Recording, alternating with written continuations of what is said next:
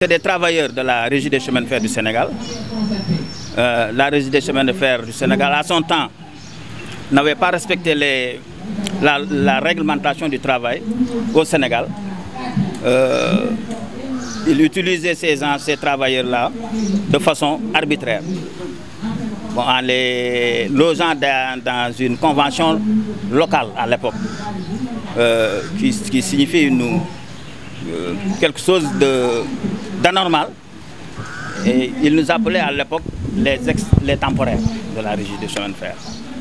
Et après une longue lutte farouche, parmi laquelle il y avait des licenciements, des menaces et partout, il y avait des plaintes et tout, finalement ça a été gagné et on nous a reclassés en CDI en 1996, mais en donnant la possibilité de la rétroactivité, c'est-à-dire de prendre chacun sa date d'entrée les 6 mois d'avant pour, n'est-ce pas, fixer l'ancienneté de l'agent.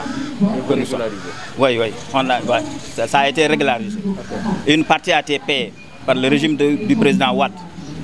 L'autre partie, c'est ce que nous réclamons aujourd'hui. Vraiment, pour dire vrai, le Premier ministre Boun Abdallah Dionne, avant de quitter, il avait demandé solennellement au ministre des Finances de payer les ex-temporaires avant les élections présidentielles. Ça fait à peu près 800 personnes à peu près. Oui, 800 pères de famille de Dakar à Kidira. Mais la majorité habite à Thiès. Vous savez, avec la pandémie et tout, il y avait encore l'hivernage de cette année. Ça a causé beaucoup de dégâts naturellement à Thiès. Et le ministre de l'Intérieur était là. Et les cheminots aujourd'hui, après 4 années d'attente, vraiment demandent leur argent simplement pour faire face à ces péripéties de l'hivernage et de la Covid. Ce montant, c'est l'État même qui nous a donné par le biais de Cheikh Ahmed Tidiane Gaye, DSLP de l'État. Il nous avait appelé à Dakar pour nous signifier l'enveloppe que l'État nous doit. Après la décote que l'État a pris de 40% de décote, l'enveloppe restait devoir, l'État reste devoir 1,83 milliard aux travailleurs que nous sommes. 1,83 milliard. En temps, beaucoup d'entre vous sont partis à la retraite. Est-ce qu'il n'y a pas eu d'incidence sur les cotisations sociales également? Si, il y a beaucoup de problèmes pour les cheminots. On ne sait pas. On ne sait pas. Bon, quel est le problème entre l'État et nous, cheminots? Les cheminots ont des problèmes de pension. L'État, le non-reversement des cotisations, des fois il y a 10 ans, 9 ans, 5 ans, ainsi de suite. C'est anormal. C'est en quelque sorte ça, du détournement. On ne sait pas, on ne peut pas le qualifier. C'est du n'importe quoi. Aujourd'hui, où se situent les blocages? Les blocages, on ne sait pas. On ne sait pas. Le Premier ministre, quand un Premier ministre donne l'ordre dans un État responsable, mais on doit exécuter. Et le Premier ministre, je rappelle, avait donné l'ordre de payer les faisant fonction, c'est-à-dire les vieux, les plus anciens, de payer les ex-temporaires que nous sommes, de payer les 5 ans de déflatés. Mais les deux ont été exécutés. Pourquoi pas nous? Et nous, on a attendu, mais on n'a rien vu. C'est la raison pour laquelle aujourd'hui, l'ensemble des cheminots, comme un seul homme, nous avons pris en main l'affaire pour demander solennellement au chef de l'État d'instruire pour qu'on nous paye l'argent. Parce que nous, on ne veut pas d'aide à Thiès. Nous ne voulons pas d'aide, mais les pères de famille, c'est les cheminots. Mais donnez-nous notre argent, c'est tout. On ne veut pas d'aide. Le montant, c'est 1,83 milliard. Pas de conséquences. Quelles sont les conséquences? Bon. Nous avons beaucoup de pères de famille qui ont perdu la vie. Nous avons fait, depuis les 4 ans là, on a fait beaucoup de pertes de vie. Il y a des malades. Vous savez, l'ISPRES a des difficultés. La prise en charge des travailleurs, c'est-à-dire des retraités, ne se fasse pas bien à l'ISPRES. Bon, maintenant, donc nous avons des difficultés au niveau des consultations, Nous avons des difficultés parce que nous avons les veuves qui sont dans des problèmes vraiment énormes. Je ne peux même pas l'expliquer. Mais ce que nous demandons, c'est que l'État, que l'argent soit viré comme le Premier ministre l'a instruit. Avez-vous senti le soutien des autorités locales, selon cette Thiès quand même regorge l'autorité qui siège dans le gouvernement? Oui. Vous savez, c'est Abdou Mbow même. L'honorable député Abdou Mbow, c'est mon jeune frère. On vit dans un même quartier. Maintenant, c'est Abdou Mbow même qui était, je peux l'appeler un paravent entre nous, pour que ce jour-là du paiement des vieux, pour que nous, en tant que les plus jeunes, de laisser l'État payer les vieux et revenir pour nous payer. Mais je ne l'ai pas vu jusqu'à présent. Il est de Thiès. Je ne dis pas qu'il n'a rien fait. Il avait fait à son temps beaucoup. Parce que bon, c'est le Premier ministre, je le rappelle, qui avait donné l'ordre que le paiement soit effectif. Mais on n'a rien vu jusqu'à présent. Il y a Abdou Mbow, il y avait à Thiès. On a rencontré Ndeye Tické maintes reprises. Ndeye Tické Ndiaye, le ministre Ndeye Tické.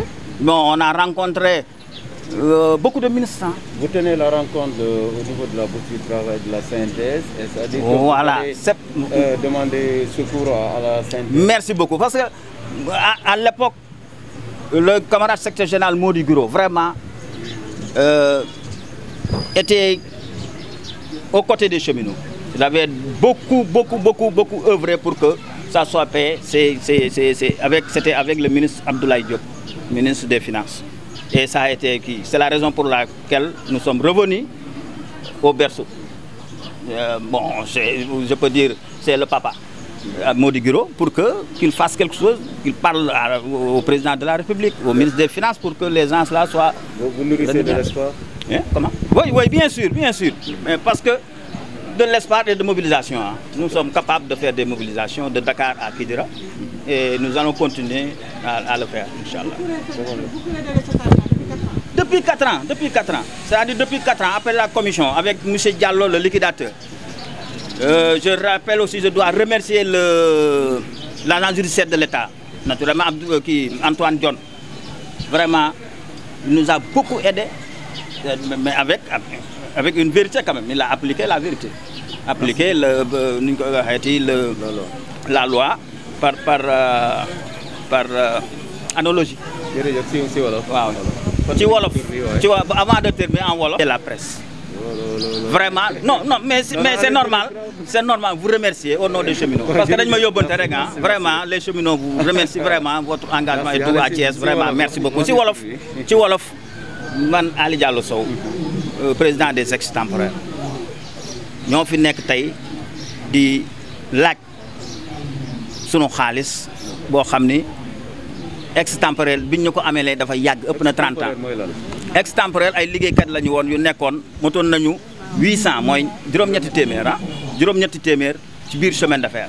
jamono yooyu chemin de fer nekkoon ci ay difficultés ñu jël ay xale ñu nekk ay xale yu tuuti ñu sëf ñu liggéey bi yëpp ñu koy def correctement ba chemin de fer suqaliku mais boobu dañu doon fay goo xam ni teguwul ci yoonu réew mi da ko doon bañ ba yàlla def mu am ay camarades ci biir ñu porter plainte xam nga ñëpp mënu ñoo bokk porter plainte loolu mënut a nekk bi loolu njëkkee jóg sax soo gisee loolu bi ñoo njëkkee jóg am na ñu ci dàqoon ak lépp mais quand même mu am ñu jël seen courage rek ak xam naa ñu leen digal ñu porter plainte par gagné ci la ñu embauché ex-temporaire yëpp bi leen embauché tamit mu amoon tamit ay mag ñu taxaw ne kat ñii def nañ fi ñaar fukki at ñii ñaar fukki at ak juróom am nañu expérience ak yu kenn du leen embauché di leen daté tey si bés bi mais dañ leen di daté ku si nekk ba nga fi ñëwee mooy ancienneté bi moo tax ñu am ancienneté moo tax fii koo fi gis nag am na 40 ans 45 ans de service tu as vu alors léegi biñ ko defee ñu jël ñu plainte bi mu génnee nag dañoo war a régulariser salaire yi loolu ay salaire la yoo xam ni dañ laa waroon bu ñu la doon war a jox par exemple ñaar fukki junni di la jox fukki junni ñu ne kat dañ koy régulariser état bi nangu ko bi mu ko jëlee bi maître Abdoulaye Wade ñëwee président de la République ñu jël ko di privatiser kër gi mu fay une partie donc moom defoon na avance bi ñaareelu partie bi jot en 2016 ñu waat 29 yi fay leen donc saa yu ñu leen fayee rek ñoom automatiquement ñun dañoo war a fay groupe gi. 29 yooyu ñoo porté woon plainte. voilà ñoom arrêt de cours bu ñëwee rek bu ñu leen fayee rek automatiquement rek dañoo war a fay ñi si des les ayants droit bi ñu càmbaree ayants droit yi ba pare premier ministre Boun Abdallah Dionne ñu ngi koy nuyu di ko gërëm aussi daal di bind ministre des finances ne ko kat balaa ñuy dem élection présidentielle fayal Thiès ñetti contentieux yi fay leen mooy faisant fonction mooy paa yi am nañ fi suñuy mag yoo xam ni ñoom tamit fay nañ leen ak juróomi at yoo xam dañ ko daggoon si deflaate yi jëloon ko rek si seen teegu bakkan dañ leen ko delloo ak fay extemporaire parce que xaar nañu seen commission pare na xaar nañu depuis. si xayma ñaata la koppar.